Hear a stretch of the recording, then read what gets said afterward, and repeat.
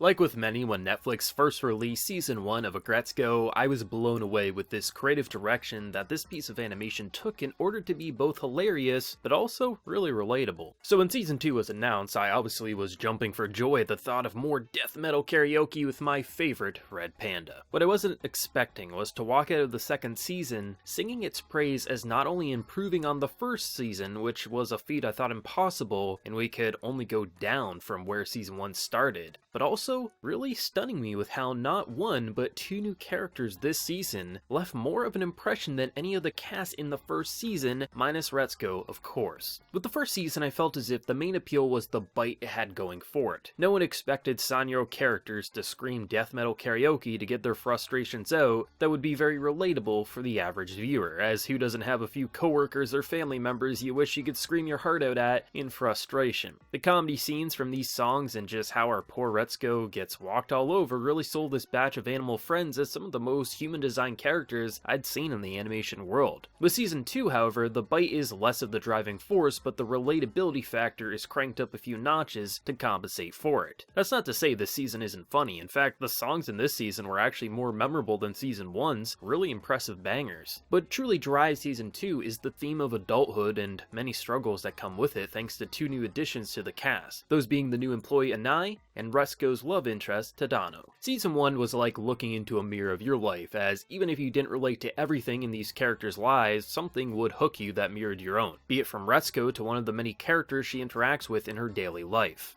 But with the first season, I felt as if it was a lot more limited in scope with the themes it wanted to explore, but rather settled on a simpler designed story to introduce the viewer to these wild group of characters. In doing so, it hooked the masses for being gut-punchingly hilarious with enough simple moments that we could all feel like Retsuko getting her frustrations out at the world with a few songs here and there. With the second season, by the end of episode 2, I really witnessed magic. The big arc of this season is how you deal with the real world, the fear that can hold us down, and what that does to others, since when they come to assist us, sometimes that fear makes us lash out. With also, how do we see our future? Is it the cliche married and kids route, or is there something else we desire? Anai is the most tragic character of the series has seen to date, and over the first half of the season, his character took me for a ride that at multiple points I wanted off of, but at the same time need to see it through to the end. Anai is someone who at face value appears to be charming and overall pleasant to be around. He is the new kid from school making his way into the workforce, but like with many, is secretly terrified of where his life will go from here. You grew up being supported by your parents, and then there comes a point where you have to take action into your own hands. And for some, that can cause fear to really take hold of you. Now, many will just be scared, not being able to function and go about their days. But for others, that fear can be a defense mechanism that causes more problems than it actually fixes, as seen with Anai. Though the workforce in Japan is a lot worse than areas surrounding me, I mean, you can just really read up on workplace depression overseas and witness just how brutal it can be. Every field can and will have people struggling, just like Anai is, just with obviously some being worse than others. Anai is the kind of guy who can put on the face and play the part of the positive employee, but if he makes mistakes, the last thing he wants is for someone to correct him, make him feel weak as if he just can't do this and you're judging him. Even if someone as pleasant as Retsuko just corrects him saying this is how you should answer the phone, it's enough to make his defense activate, blasting you with emails, threatening you saying how you overstepped your boundaries. This is an HR issue and you must respond by this day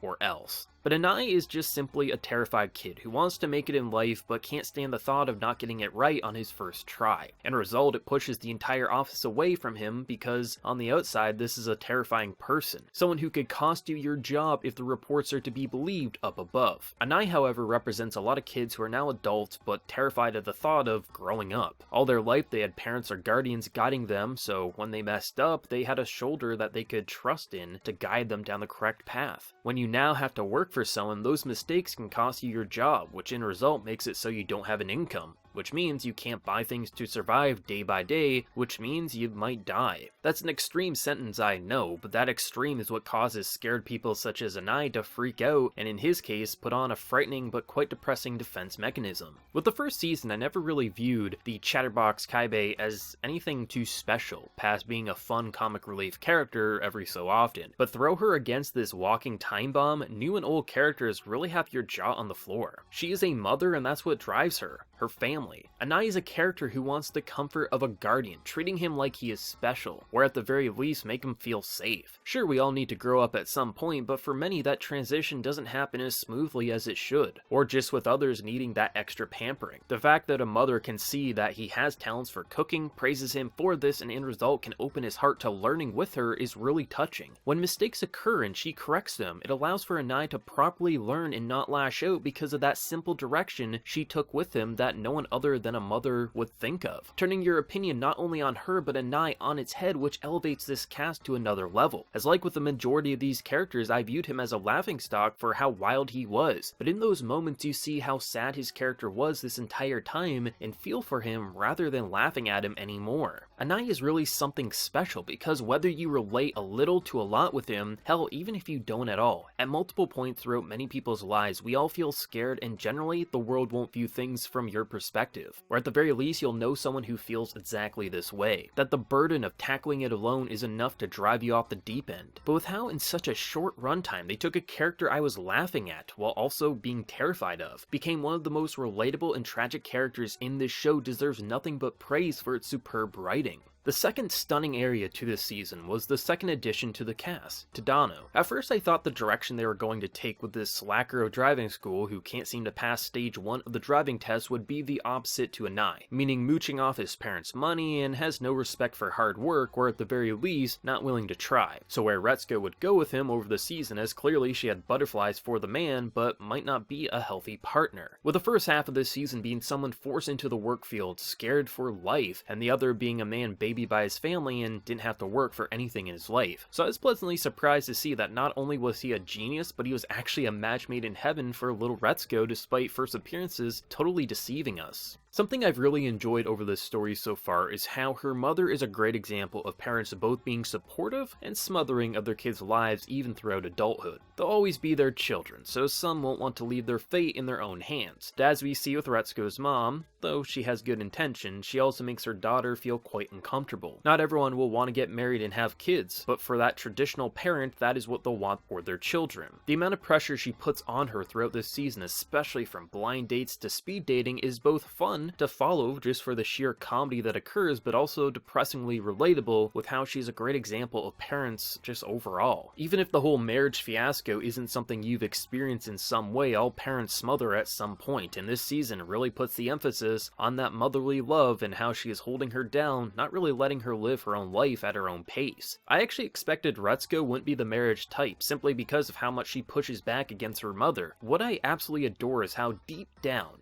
everything her mother wants for her is actually what she desires as well, but she needs to go about it at her own pace, in her own way, meaning the more outside forces shove forced romance down her throat, the less appealing it is for her, making that dream further and further away. Everyone desires something different in their life, and Retsuko's arc this season was phenomenal because of her own desires, as Tadano is pretty much the perfect guy, at least for her. Not only is he financially set, he has a dream for the future to remove mundane jobs and let people truly be themselves without the cons of reality holding others down. He simply wants Retsuko to be herself around him, and for most of the season it's a match made in heaven. They touch upon the toxic effects of social media and how we focus on negativity more than the positivity, how outside eyes will view a relationship even if from the inside it's built on love, not money. And for a good chunk of this season, it seems like Retsuko's life has actually made. Quit the office job we all think she hates, get married to someone she loves and just so happens to love her, have that family she wants, but unfortunately,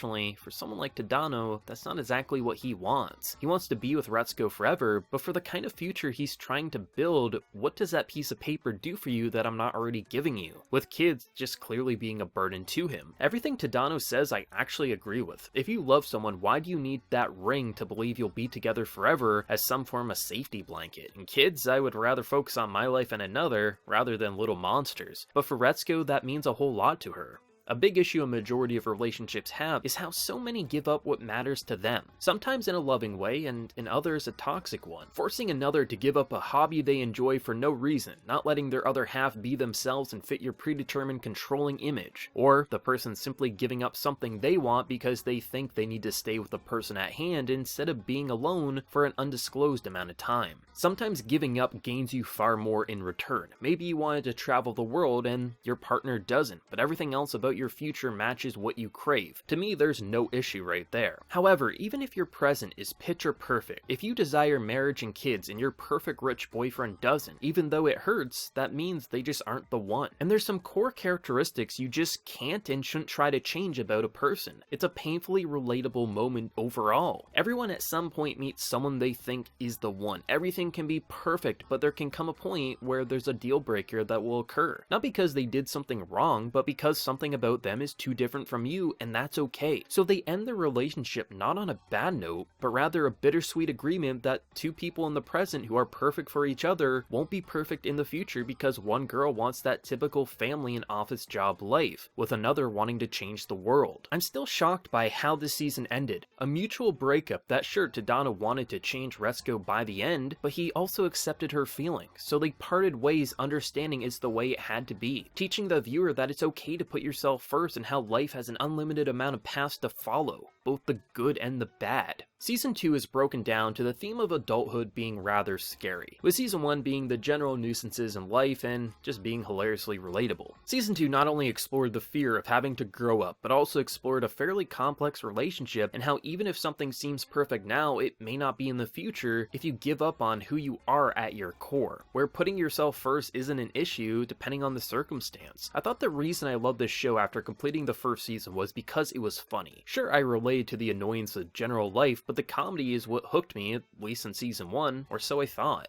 Seeing where the new and old characters went over this season really highlighted once again how the real world operates, showing us many perspectives and how everyone has so many layers to really break down, with the emotional pull truly gripping me that at most points I was feeling something emotional, making me think about life in a new light rather than just laughing at it. Which sure, I laughed a good amount this season, but at the end of every episode the jokes were never the highlight, it was the message which really surprised me. Relatability is a good tool for authors to use to enhance a character or story, but I'm not a big fan of relatable just for the sake of it. But Aggretsuko is one of the rare exceptions, whether that be because some of the most human characters I've ever seen just so happen to be Sanrio characters, or the writing is just so solid it does what many fail to achieve for me. This is a story that each section of this season I could see lasting double the episodes it did, and it would have worked flawlessly. There's so many ways to explore Nai before he reaches that amazing development from lunatic to functioning adult. As well, there's so much more you could explore with the relationship between Tadano and Retsuko